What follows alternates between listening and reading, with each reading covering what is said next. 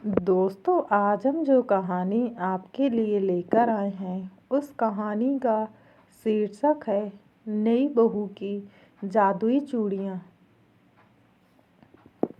गांव के अंतिम छोर पर स्थित पुरानी हवेली अपने भूतिया रहस्यों के लिए मशहूर थी। इस हवेली में जो भी नई बहू आती उसके साथ कुछ न कुछ अजीब घटित होता।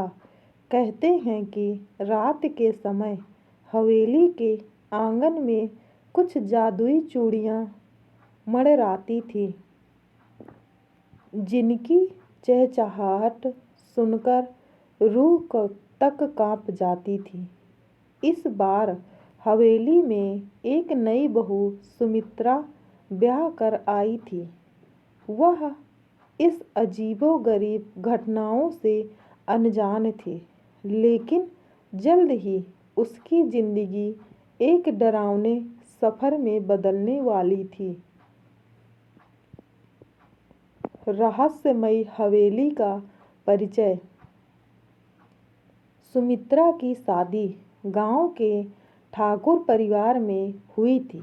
हवेली बहुत विशाल थी, लेकिन उसमें एक अजीब सी उदासी फैली रहती थी।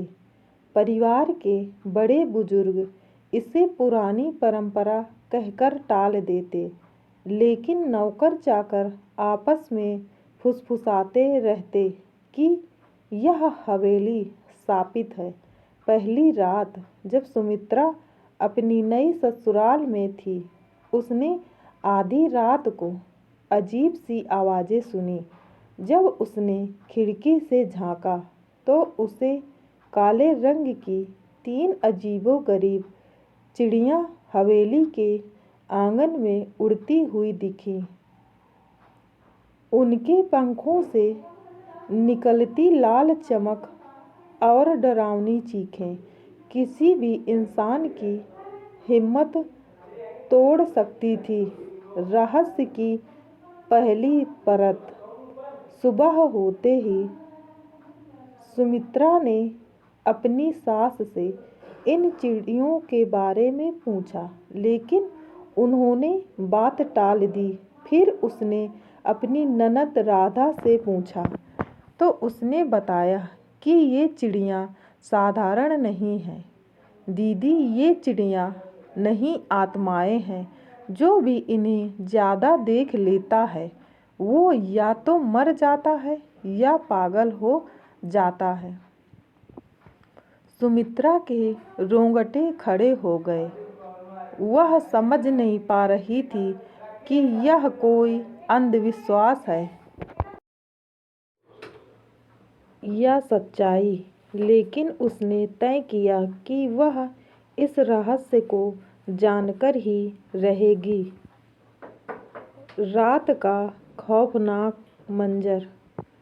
अगली रात सुमित्रा ने खुद को जगाए रखा और आधी रात को फिर से वही चिड़ियाँ दिखीं, लेकिन इस बार उनमें से एक चिड़िया उसकी खिड़की पर बैठ गई। उसकी आँखें जलते अंगारों जैसी थीं। अचानक चिड़िया इंसानी आवाज़ में बोली, सुमित्रा, हमें मुक्त करो। सुमित्रा की चीख निकल गई और वह बेहोश हो गई। पुरानी कहानी का खुलासा।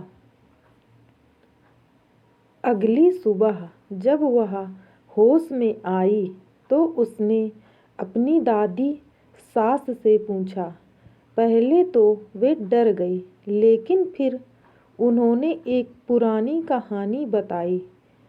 सालों पहले इस हवेली में 3 बहुएं आई थीं, लेकिन ठाकुर साहब की पहली पत्नी के जलन के कारण उन्होंने काले जादू से उन्हें मौत के घाट उतार दिया। उनकी आत्माएं इन चिड़ियों में बदल गई हैं और तब से वे बदला लेने के लिए भटक रही हैं। सुमित्रा को अब एहसास हुआ कि उसे इन आत्माओं की मुक्ति के लिए कुछ करना होगा। तांत्रिक की सलाह। सुमित्रा गांव के एक जाने माने तांत्रिक बाबा के पास गई। उन्होंने बताया कि इन आत्माओं को मुक्त करने के लिए हवेली के पुराने कुएं में कुछ तांत्रिक अनुष्ठान करने होंगे, जहां उन औरतों की हड्डियां छुपाई गई थीं। लेकिन यह काम आसान नहीं था। जो भी इस कुएं के पास जाता, वह रहस्यमयी तरीके से गायब हो जाता था। मौत का कुआं। रात के समय सुमित्रा ने हिम्मत जुटाई और अकेले ही कुएं की ओर बढ़ी। जैसे ही वह वहां पहुंची, अचानक हवेली की सारी बत्तियां बुझ गईं।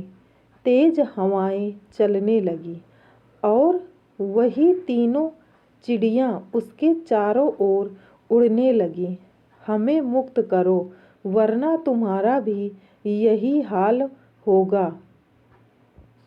सुमित्रा ने हिम्मत करके मंत्रोच्चारण शुरू किया। अचानक कुएं से सफेद धुएं का गुब्बारा उठा और एक भयंकर चीत्कार गूंज उठी। चिड़ियों के रूप में बंधी आत्माएं धीरे धीरे इंसानी रूप लेने लगीं। जैसे ही आत्माएं पूरी तरह मुक्त होने वाली थीं, ठाकुर साहब की पहली पत्नी की आत्मा प्रकट हुई और जोर से चिल्लाई, नहीं, यह नहीं हो सकता। उसने सुमित्रा पर हमला करने की कोशिश की, लेकिन तांत्रिक द्वारा दिया गया सुरक्षा कवच उसकी रक्षा कर रहा था। अंत में कुएं के अंदर से तेज आग की लपटें उठीं और वह आत्मा हमेशा के लिए भस्म हो गई। हवेली में शांति। जैसे ही सुबह हुई, हवेली में एक अजीब शांति फैल गई। वह डरावनी चिड़ियां अब कभी दिखाई नहीं दीं। गांव वालों ने राहत की सांस ली और सुमित्रा को उस श्राप से मुक्ति दिलाने वाली देवी मान लिया। कहानी खत्म होने के बावजूद हवेली के पिछले कमरे से कभी कभी रात में एक धीमी सरसराहट सुनाई देती थी। क्या सच में सब कुछ खत्म हो गया था या कोई और रहस्य बाकी था? दोस्तों, अगर आपको मेरी यह कहानी पसंद आई हो तो मेरी वीडियो को लाइक कीजिए, चैनल को सब्सक्राइब कीजिए और कमेंट करके ज़रूर बताइएगा यह कहानी आपको कैसी लगी, ताकि ऐसी ही कहानियाँ रोज़ाना हम आपके लिए लाते रहें और आपका मनोरंजन करवाते रहें। धन्यवाद।